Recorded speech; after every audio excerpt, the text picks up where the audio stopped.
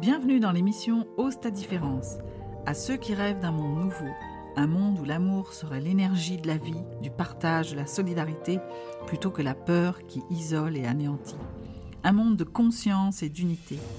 Je suis Catherine Tournedouet, coach booster d'énergie, guide des traversées qui vous aide à devenir pour exister. Avec ce podcast, je vous donne rendez-vous tous les lundis matins pour vous offrir un espace d'inspiration avec des clés, des réflexions, des témoignages. Il est temps de bouger, le monde t'attend. Ose ta différence pour faire la différence. À tout de suite.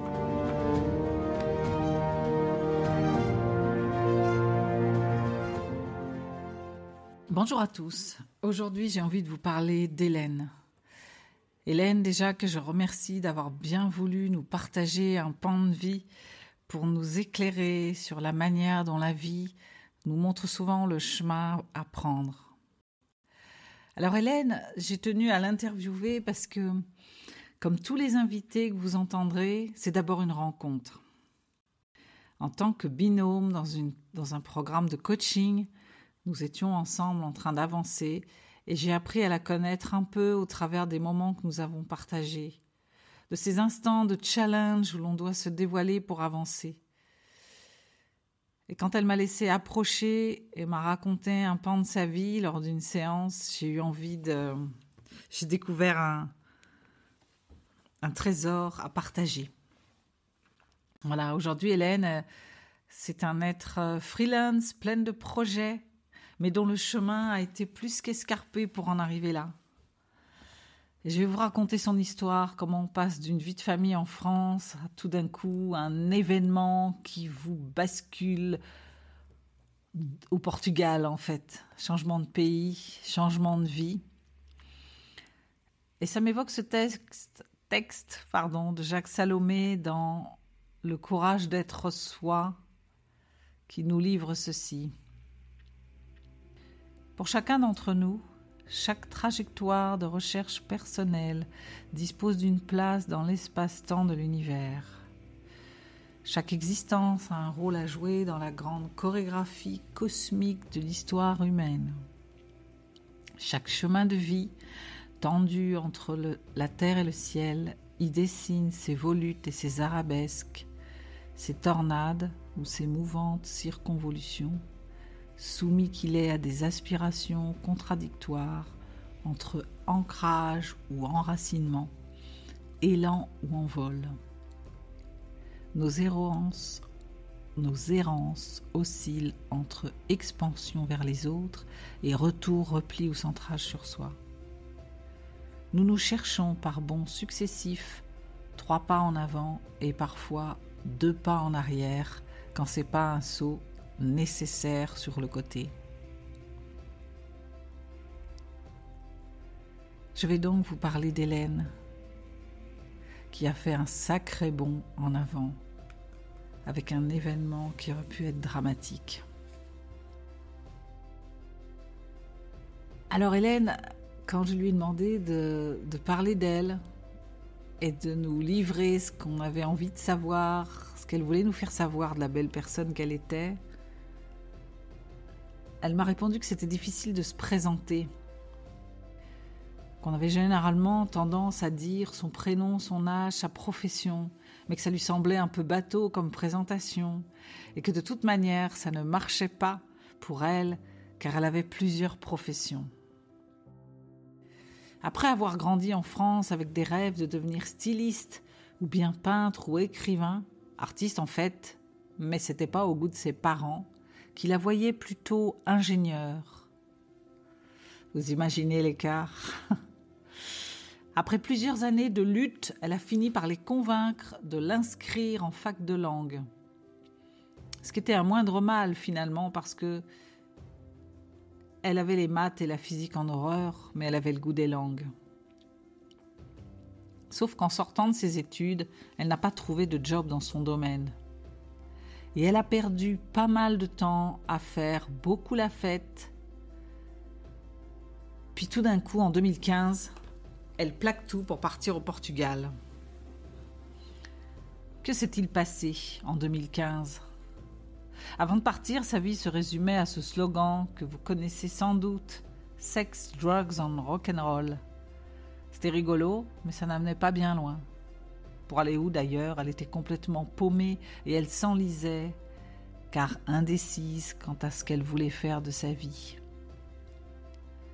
Et puis il y a eu cette offre d'emploi pour un contrat de 6 mois au Portugal. Elle y a vu tout de suite une opportunité d'arrêter ses bêtises et de se remettre sur la bonne voie. Et elle a accepté.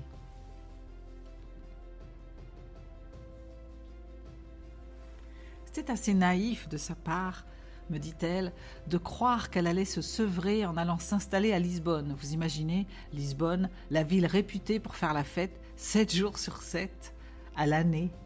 Mais que voulez-vous? La candeur l'accompagne depuis toujours. Et elle ne pouvait pas se douter que cette candeur allait l'amener vers un chemin escarpé, difficile, mais ouvrant une voie tellement magnifique aujourd'hui, magnifique pour elle. Effectivement, nous allons voir comment Lisbonne a marqué un tournant décisif dans la vie d'Hélène. Son plus grand défi lui a été proposé par ce qui aurait pu être un drame. En fait, comme Hélène n'avait pas bien compris ce premier signe que la vie lui envoyait avec cette opportunité, il a fallu que l'univers lui en envoie un autre, un peu plus percutant cette fois-ci. Le mot est bien choisi, percutant, pour la bonne et simple raison qu'un beau matin, en allant au travail, Hélène s'est fait renverser par une voiture. Le chauffard a pris la fuite en ne laissant sur le trottoir qu'une Hélène en train de vider de son sang. Par chance, les secours sont arrivés à temps et elle a survécu.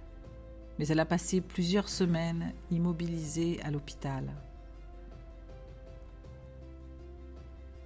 Sacré drame, me direz-vous, mais il est de ces moments où tout bascule, où tout d'un coup un ralentissement nous est proposé comme une manière d'introspecter, en fait, de rentrer en soi, et ça devient éclairant. En fait, on a le choix, on peut se laisser descendre dans notre partie sombre, dans les ombres, ou profiter de ce moment pour avoir des éclairages. Et c'est ce qui s'est passé, en fait, c'est ce qu'a fait Hélène. Pendant ces longues semaines, seule à l'hôpital, elle est passée par toutes les émotions possibles. Elle a éprouvé de la culpabilité, de la tristesse, de la colère même envers elle-même. Elle a voulu tout abandonner. Elle a beaucoup pleuré, puis a fini par accepter et même ressentir de la gratitude d'être en vie et d'avoir une seconde chance. Tout d'un coup, ça lui a donné de l'espoir. Son cerveau s'est mis en ébullition pour imaginer la suite de l'histoire qu'elle était en train de se créer et elle s'est trouvée en joie pour cela. Car oui, malgré sa jeunesse mouvementée, Hélène avait toujours été intéressée par le développement personnel et avait fini par prendre cette situation comme un moment pour apprendre, se recentrer et trouver sa place. Je parle souvent de ce cadeau mal emballé qui arrive des fois avec des événements dramatiques, mais qui permettent des prises de conscience qui changent à jamais notre vie. Elle a eu le temps de repenser à ses rêves et surtout à ses valeurs. Et elle s'est rendue compte qu'elle faisait fausse route, qu'elle n'était pas à sa place dans ce job qui allait à l'encontre de ses valeurs les plus chères. Elle a commencé à penser à tous les moyens qu'elle avait pour redresser le cap.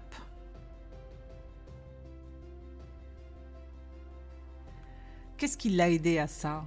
Quand je lui ai posé la question, voilà ce qu'elle m'a répondu. Une fois sortie de l'hôpital, elle s'est bougée pour changer cette vie qui ne la satisfaisait pas. Elle a revu ses fréquentations, elle a fait une croix sur ses anciennes habitudes et elle a quitté son triste job en centre d'appel avec l'idée de se mettre à son compte. Et savez-vous quoi? Les opportunités sont arrivées. Très rapidement, elle a reçu une offre d'emploi en tant que salariée pour Google. Au même moment, le hasard lui faisait rencontrer une jeune entrepreneuse américaine qui a cru en elle alors qu'elle n'avait aucune expérience dans le domaine et lui a offert la chance de devenir wedding celebrant. Vous savez, wedding celebrant, c'est ces personnes merveilleuses qui célèbrent l'union de deux cœurs, qui officialisent les rencontres. Elle a hésité. Et puis finalement, elle a refusé la sécurité financière d'une offre ennuyeuse chez Google et s'est lancée dans l'aventure des mariages sans savoir si elle allait avoir une ou 100 célébrations dans l'année.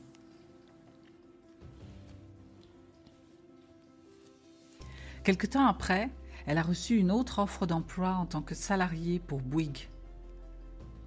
Au même moment, le hasard lui faisait rencontrer un jeune entrepreneur suisse qui a cru en elle alors qu'elle n'avait aucune expérience dans le domaine et lui a offert la chance de devenir assistante des ressources humaines à son compte.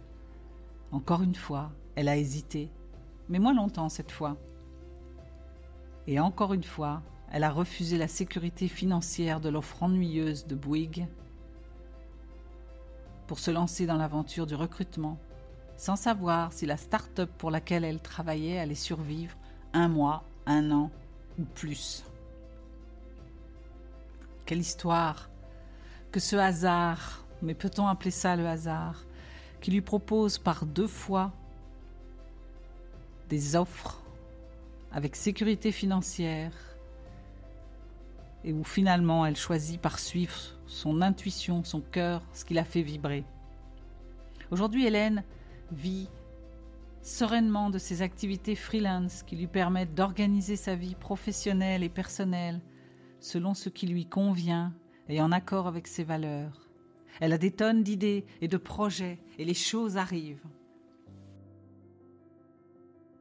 Quand je lui ai demandé ce qu'elle retirait de cette expérience, comment ça avait influé dans les différents domaines de sa vie et quels conseils elle avait envie de nous partager, voilà ce qu'elle m'a répondu. Les opportunités se présentent toujours au bon moment. Quand on s'aligne avec soi-même, le reste s'aligne. En repassant le film de ma propre histoire, je me rends compte que la vie est un enchaînement d'opportunités qu'on saisit ou non. J'ai aussi compris que rester indécis, c'était déjà faire un choix. Le choix de se contenter de ce qu'on a, que la situation nous satisfasse ou pas. Quelle belle histoire que j'ai eu tellement de plaisir à raconter, cette histoire d'Hélène qui, avec ce qui aurait pu être un drame définitif dans sa vie, lui a offert tellement d'opportunités pour finir enfin par se choisir. Et ça m'amène les réflexions suivantes à mon tour. Ça confirme une fois de plus que l'obstacle est le chemin, disait ce livre. Et que nous avons cette capacité de surmonter l'épreuve et d'en faire une vraie opportunité d'apprentissage de qui nous sommes et de là où nous devrions aller. Et comme pour nous révéler notre puissance et fabriquer notre résilience, j'ai en effet entendu dire que nous ne recevions que ce que nous étions capables de traverser. Et voyez aussi comme les opportunités arrivent quand vous êtes sur le bon chemin, sur votre chemin de vie. Alors, sécurité contre réussite personnelle en accord avec vos valeurs? Avez-vous déjà été confronté à ce choix? Et qu'avez-vous fait? Je vous laisse avec cette très belle histoire et avec cette réflexion. Je remercie encore une fois Hélène de m'avoir fait confiance pour me confier cette histoire, un pan de sa vie. Je la remercie profondément pour les éclairages qu'elle m'a donnés et j'espère que cette histoire vous inspirera vous aussi. Je vous donne rendez-vous le mois prochain pour continuer sur le chemin de la rencontre avec vous-même. À très vite.